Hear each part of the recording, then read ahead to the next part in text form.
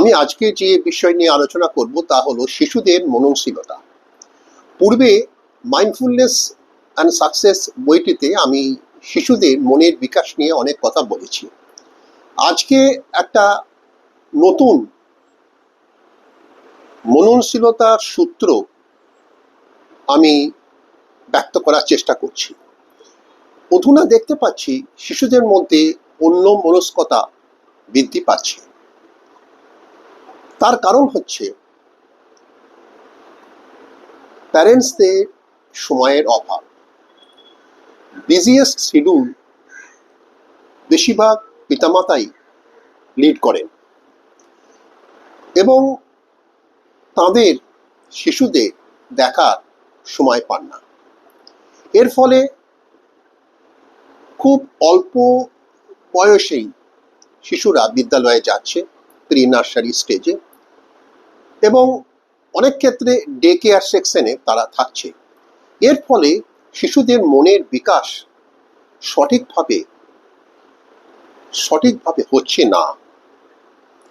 আরেকটি হলো complexity of our life structure. এখন পিতামাতার জীবনধারাটা জটিল পর্যায়ে চলে গেছে। এই সমস্ত কারণগুলি আমি দেখতে পাচ্ছি। শিশুদের ঠিকভাবে নার্চারিং করতে হবে, সেটা অভাব রয়েছে।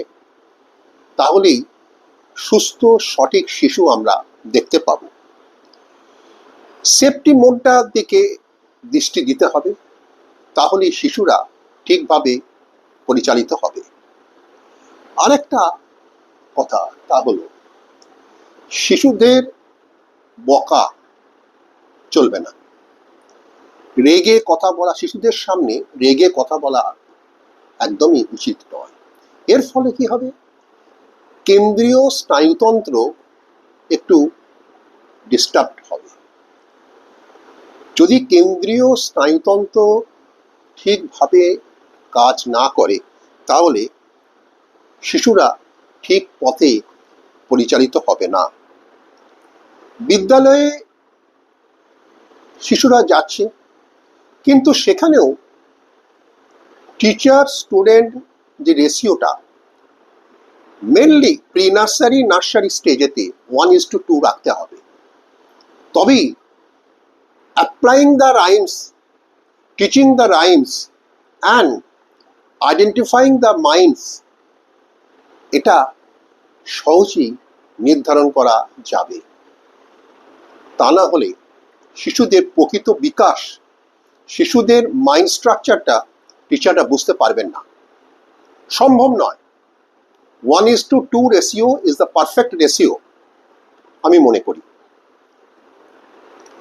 আরেকটা বিষয় যেটা হচ্ছে, শিশুরা যখন বাড়িতে থাকবে তাদেরকে সবসময় ফোকাস মোড অ্যাক্টিভিটির দিকে সময় দিতে হবে। কারণ কি, ফোকাস মোড অ্যাক্টিভিটি যদি শিশুরা করতে পারে, তাহলে যেমন matching the games and colouring the pictures, এগুলি শিশুদের মনের একটা সঠিক বিকাশ ঘটাতে পারে। তা না হলে শিশুরা ঠিক পথে পরিচালিত হবে না। অধুনা যে সমস্ত বিষয়গুলি আমরা দেখতে পাচ্ছি, তা হলো শিশুরা একটা অন্যমনস্কতার রোগী হয়ে যেন বেঁচে আছে। এটা ঠিক নয়। পড়াশোনা করতে হবে, সুস্থ নাগরিক হতে হবে। তার জন্য আমি আজকে এই ভিডিওটি লঞ্চ করলাম। নমস্কার।